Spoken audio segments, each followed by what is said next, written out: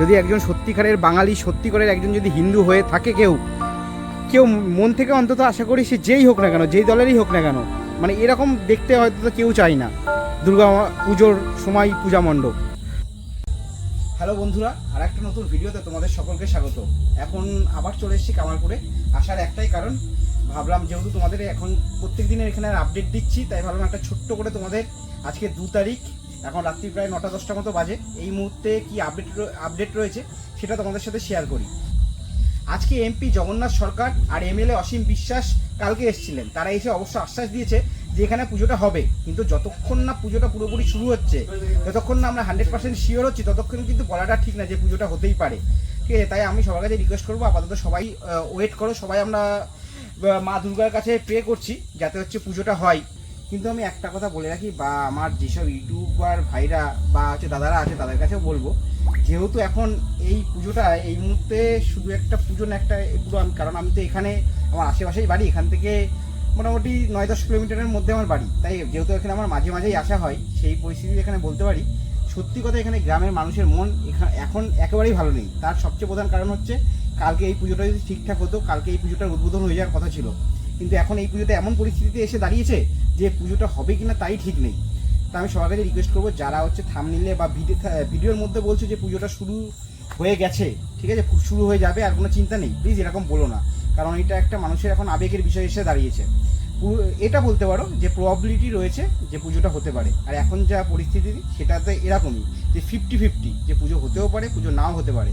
আজকে এখান থেকে পুলিশ প্রশাসনের কাছে, তারপর বিদ্যুৎ দপ্তরের কাছে, তারপর দমকল বিভাগের কাছে, এখানে কমিটির যারা লোক তারা গেছিল, এবং বিভিন্ন ইন্টারনাল কিছু কথাবার্তা আছে যেগুলো আমি জানি, কিন্তু পুজোর স্বার্থে এই মুহূর্তে ভিডিওর মধ্যে শেয়ার করাটা ঠিক হবে না। একমাত্র পুজোর স্বার্থে যদি কোনো কারণে পুজোটা না হয়, সেই ক্ষেত্রে আমি অবশ্যই ইন্টারনাল যে নিউজগুলো আছে সেগুলো তোমাদের সাথে শেয়ার করব।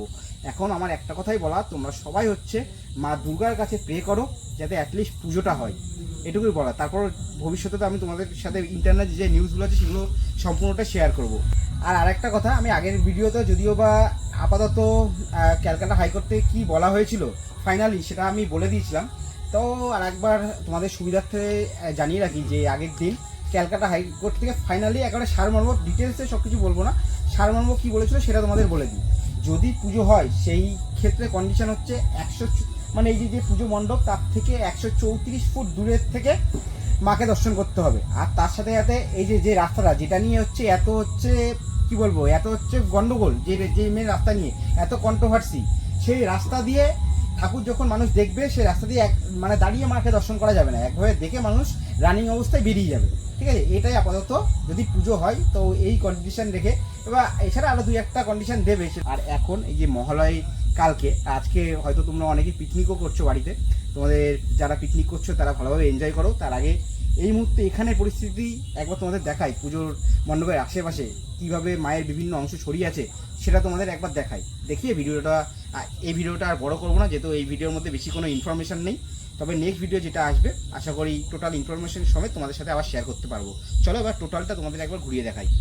সবার প্রথমে পৃথিবীর সবথেকে বড় দুর্গা মা যেটা হওয়ার কথা ছিল বা যেটা হতেও পারে, সেই মাকে তোমাদের দেখাই। যদি সব ঠিকঠাক থাকতো তাহলে মা হয়তো এই সময় শুয়ে থাকতো না এখানে মাটির ওপর, মাকে এই সময় সাজিয়ে গুছিয়ে একেবারে দাঁড় করানো হয়ে যেত। আর এখন মা এখানে হচ্ছে শোয়ানো অবস্থায় রয়েছে, এমনই এই পরিস্থিতি এসে দাঁড়িয়েছে। এই হচ্ছে এখন পরিস্থিতি, এই হচ্ছে মা। আর এই দেখো পূজা মণ্ডপের অবস্থা এই মুহূর্তে, বিভিন্ন অংশ মায়ের বিভিন্ন অংশ বিভিন্ন দিকে ছড়িয়ে ছিটিয়ে রয়েছে, আর কেউ নেই, পুরো পূজা মণ্ডপ কেউ নেই। যেখানে নাকি পৃথিবীর সব থেকে বড় দুর্গা হওয়ার কথা, সেখানে এই পরিস্থিতিতে মাত্র মহালয়ের একদিন আগে কেউ এখানে উপস্থিত নেই।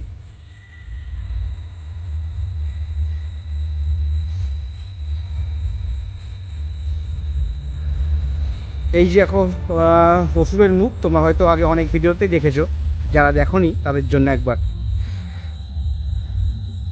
আর ওইদিকে কার্তিক ঠাকুর, সরস্বতী ঠাকুর, লক্ষ্মী ঠাকুর সব ওই সাইডে রাখা আছে। আর কি আর দেখাবো, সত্যি কথা বলতে আমার নিজেরও ভিডিও করে এখানে দেখাতে ভালো লাগছে না, কারণ সত্যিই চোখে দেখা যায় না সত্যি বলতে এরকম পরিস্থিতি। যদি একজন সত্যিকারের বাঙালি, সত্যিকারের একজন যদি হিন্দু হয়ে থাকে কেউ কেউ মন থেকে অন্তত আশা করি সে যেই হোক না কেন, যেই দলেরই হোক না কেন, মানে এরকম দেখতে হয়তো তো কেউ চাই না দুর্গা পুজোর সময় পূজা মণ্ডপ।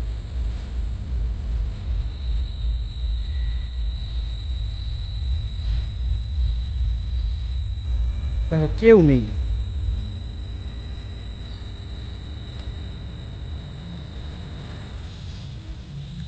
আর তোমরা জানো কালকে একটা বিশাল একটা আন্দোলন স্বরূপ এখানে মাঠে হাজারো হাজারো মানুষ এসে উপস্থিত হয়েছিল, একটা মহা আন্দোলনের রূপ নিয়েছিল। সেই ভিডিও অলরেডি আমি কালকে আপলোড দিয়েছি, যারা প্রয়োজন মনে করবে একবার চ্যানেলে গিয়ে দেখে নিতে পারো। আর চলো এই ভিডিওটা এখানে শেষ করছি, তার আগে তোমরা আমার চোখের অবস্থা দেখতে পাচ্ছ। অ্যাকচুয়ালি কালকে হচ্ছে যখন গাড়ি চালিয়ে যখন আসি ভিডিও করার সময় চোখের মধ্যে কি একটা পোকা গিয়ে কামড়ে দিয়েছে বুঝতে পারিনি, তাই দেখতে পাচ্ছ মুখ পুরো চাইনিজ হয়ে গেছে। যাই হোক, তোমরা এনজয় করো আজকে মহালয়ের আগের দিন, ফিস্টের রাত। সবাই খুব ভালো থেকো, সুস্থ থাকো। খুব শীঘ্রই তোমাদের সাথে দেখা হচ্ছে নেক্সট ভিডিওর মাধ্যমে। টাটা।